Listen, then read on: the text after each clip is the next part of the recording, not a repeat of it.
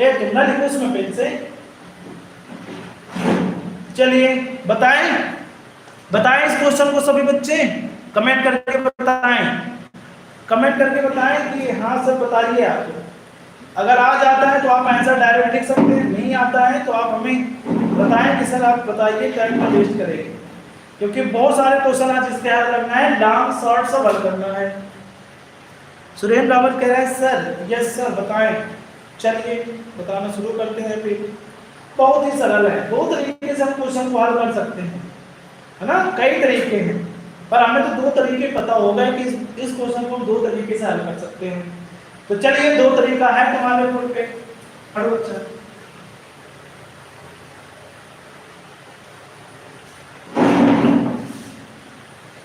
चलिए तो दोनों तरीका हम बताते हैं।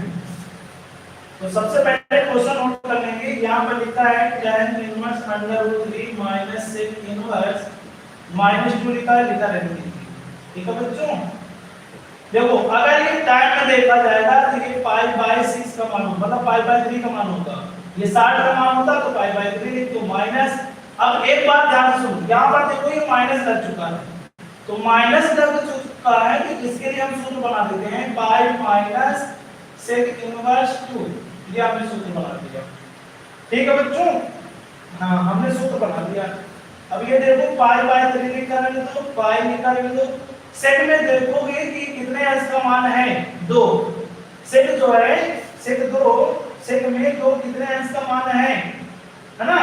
तो ये बच्चों 60 का मान होता है, तो इसको पाई बाय 3 हम लिख सकते हैं। क्या लिख सकते हैं, पाई बाय 3। अब उसके बाद देखो ये पाई बाय 3 लिखा रहने दीजिए, इसको हल करोगे 3 पाई से 1 पाई माइनस करोगे 2 पाई बन जाएगा, और 3 कर दो।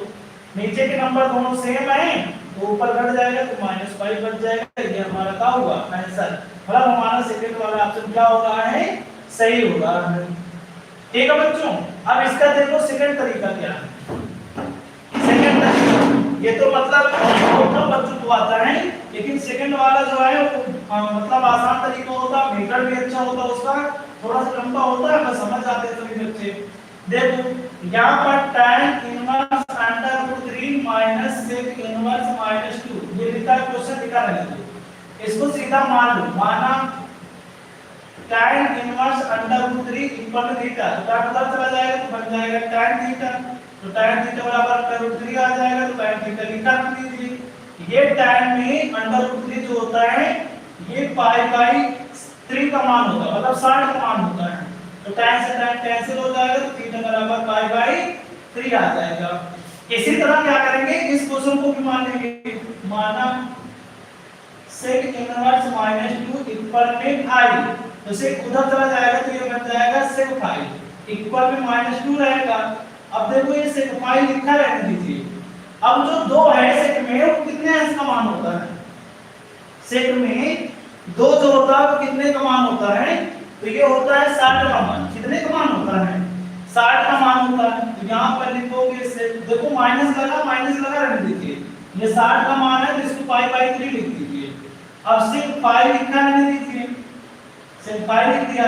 अब ये सब माइनस को हटाने के लिए हम चतुर्थांश का यूज करते हैं, है ना। तो सेकंड चतुर्थांश में जो होता है से वो माइनस होता है शायद, इसमें शायद का से प्लस रहता है, हाँ ठीक है।